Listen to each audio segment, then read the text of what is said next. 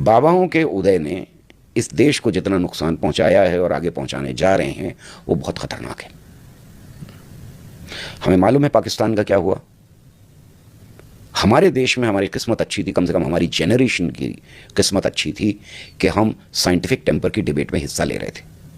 ये क्यों कह रहा हूं खतरनाक है? इसलिए कह रहा हूं कि अगर रास्ता वही है जो पाकिस्तान में दिखाई दिया हमको, जहां जहां धर्म पॉलिटिक्स का हिस्सा है वहां वहां वही रास्ता है, और अगर रास्ता वही है तो मंजिल भी वही होगी। हम खुशकिस्मत थे कि हमने अपने देश में एक ऐसा पहला प्राइम मिनिस्टर पाया, और मैं समझता हूं कि 3 लोग बहुत ही इंपॉर्टेंट थे उसमें। एक तरफ नेहरू बहुत इंपॉर्टेंट थे, दूसरी तरफ बाबा साहब अंबेडकर बहुत इंपॉर्टेंट थे, और तीसरी तरफ मौलाना आज़ाद बहुत इंपॉर्टेंट थे, जो हमारे पहले एजुकेशन मिनिस्टर थे। इन तीनों की वजह से हमको साइंटिफिक टेम्पर और इल्म हासिल करना, जिसको हम कहते हैं ज्ञान हासिल करना, उसकी जो इज्जत थी, जो हमारी परंपरा का हिस्सा थी, पिछली 5000 साल की परंपरा का हिस्सा थी, उसको बढ़ाने की तीनों ने पूरी कोशिश की।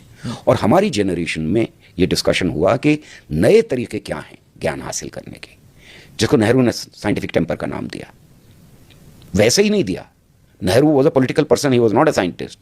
बाबा साहब अम्बेडकर साइंटिस्ट नहीं थे, मौलाना आज़ाद साइंटिस्ट नहीं थे, लेकिन इन तीनों लोगों को ये समझ थी कि अगर देश को आगे बढ़ना है तो साइंस के इंस्टीट्यूशन, संस्थान बहुत ज़रूरी हैं, और साइंटिफिक टेम्पर बहुत ज़रूरी है।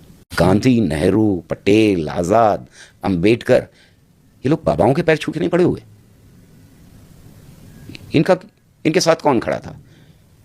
इनके साथ खड़े था इस देश का बेहतरीन दिमाग, इस देश के बेहतरीन साइंटिस्ट, इस देश के बेहतरीन पोइट्स, इस देश के बेहतरीन राइटर, और सिर्फ देश के नहीं बल्कि इनका वार्तालाप दुनिया के बेहतरीन दिमाग से हो रही थी। ये आइंस्टाइन से बात कर रहे थे।